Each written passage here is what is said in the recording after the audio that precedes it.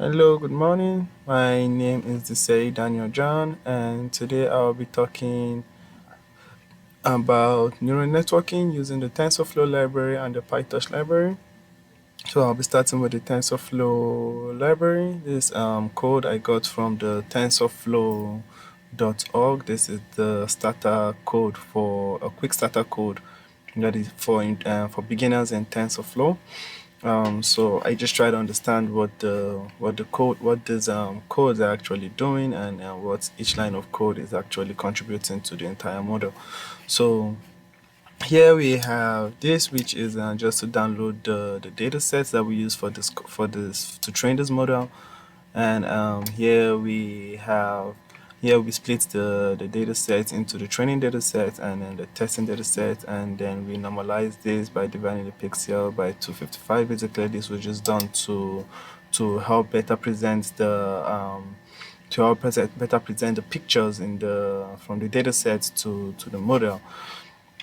And then we created the architecture of the model. So to understand the architecture of this model, first of all, we need to know what we're trying to achieve by creating this model.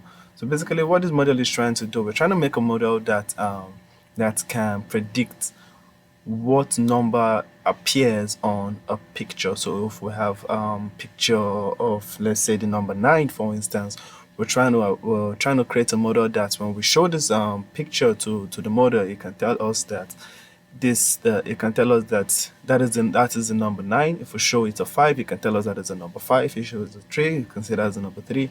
So basically, what the model is trying to do. So to do this, we have to first define the architecture of the neural networking model. Here we have these lines of code that defines the architecture, the input layer, the hidden layers, and then finally the output layers, which is gonna be an array of 10 from 0, 1, 2, 3, 4, 5, 6, 7, 8, 9, which is an output of 10. So it's each time you show it a picture, it tells you if it falls into the classification of 0, if it falls into the classification of 1, 3, 4, whichever one. And so basically, this is how the architecture of the model was created. And then we here is how, after created the architecture of the model, we have to define how we want our model to learn. The model we want a model that can make predictions. And we show the model, we want a model that can make predictions. So basically, how do we want the model to learn is that after they make the first prediction, they put this line of code and shows that they want the model to first try and make predictions. What is the prediction that you make? Secondly, they want the model to attach figures to these predictions that they make. What probability? Let's say what probability does it have of being 0? What probability does this picture have of being 1, 2? What probability does it have of being 3? Is what that line of code is trying to do. That's what the softmax function is going to be doing. And then after that, it has a loss function. This loss function helps the model to learn what errors did you make. Okay, so if you say if the model first initially predicted it to be 1 or to be 0, how did it perform? What was the loss function? What was the error that it made? And did it learn, and let it learn from this error? So this is where they added the loss function, and they calculate the loss function by first training the training example using the prediction made by the model and the sparse categorizer. Then they compile all of this, and then after compiling all of this, they make 5 iterations. So with each iteration, the model does this whole process over and over and over and over again 5 times, and with each time the model keeps getting better and better and better until the final 5th time. Then we can now see that the model is now working properly, and then we can now test the model and see if the model is and see how well the model is working by showing it a new set of data. Because before we've been training we've been training the model with the testing data set, and after doing the 5 iterations with the training data set, now we show the model the testing data set and see how well it performs. This is a new set of data that has never seen before. Now we show it a new testing data set and we see how well the model performs. And how we can do this, if we come to this last line of code here and we just change this. Let's say we change it to 6 and we run that again. We can see if the model works well. So this is how we know. Okay, let me do something shorter and put 2. So that's sorry. I put 2. Let us run that. So we don't have to follow too far. So we have for 2. So we check the 1. So these are the probabilities of it being 0. This is the probability of it being 1, 2, 3, 4, 5, 6, and so on and so forth. So we check the one with the highest probability, which, if you can see, it is the one that is going to be 9.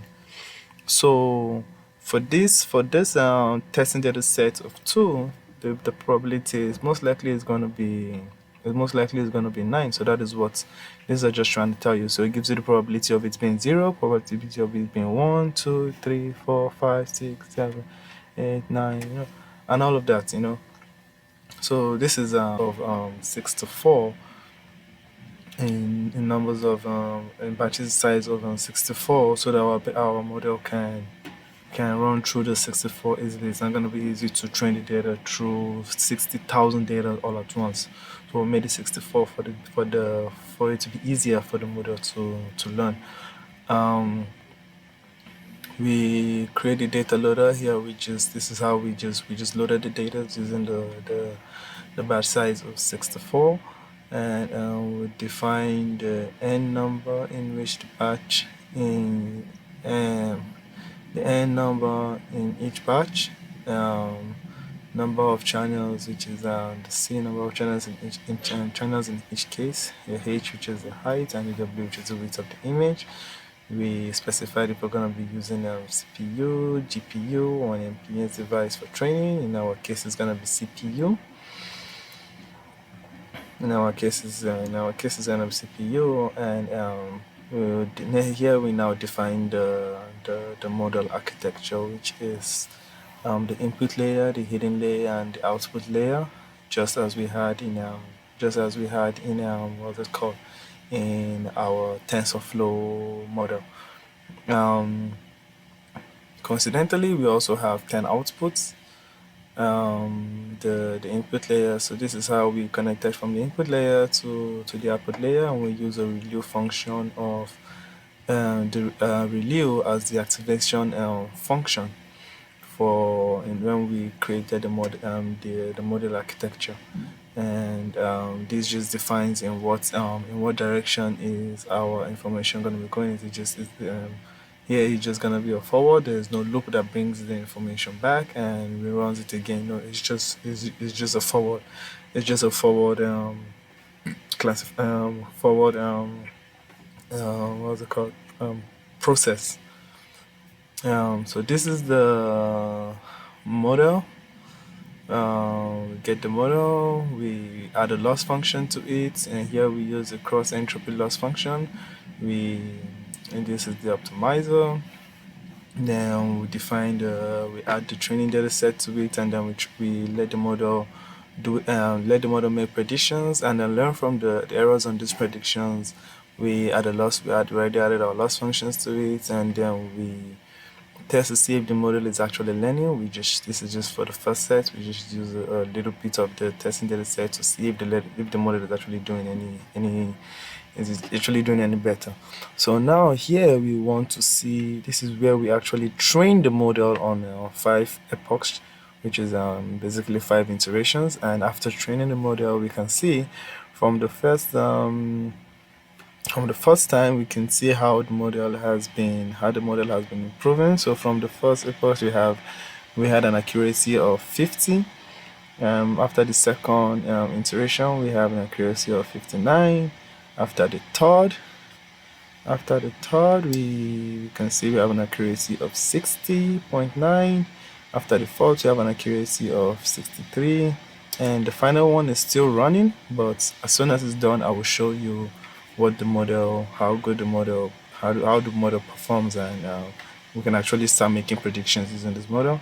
So here we just save the model to our computer, and using the name model third part. Here we can recall the model and then check if the model works perfectly well. So I think this is almost done. So this is our classifiers. We have t-shirts, /top, trousers, pullovers, dress, coat, sandals, shirts, sneakers, bag, and ankle boots. And these are the different categories that we use in classifying our model. So now our model is ready and we can use it to make predictions. So let us see. So from the testing data set, let us assume maybe the picture file 3546 and 3546. So after doing this, let us save the model first before we make any other predictions. Okay, so we have saved our model and we have recorded the model, and then we can make our first predictions and see. So it says predicted bag, actual bag. So let's see. So the model got it correct in the first try. Let us try another one. Let us try 4, 5, 6, and 7, 9. These are just random figures. 4, 5, 7, 9. And let us try and see if it also gets it. So it predicted quotes, and the actual is actually quotes. So this is how we train our neural networking model using pytorch.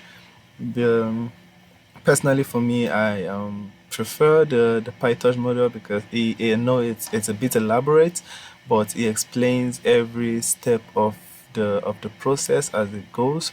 So personally, I prefer the pytorch model.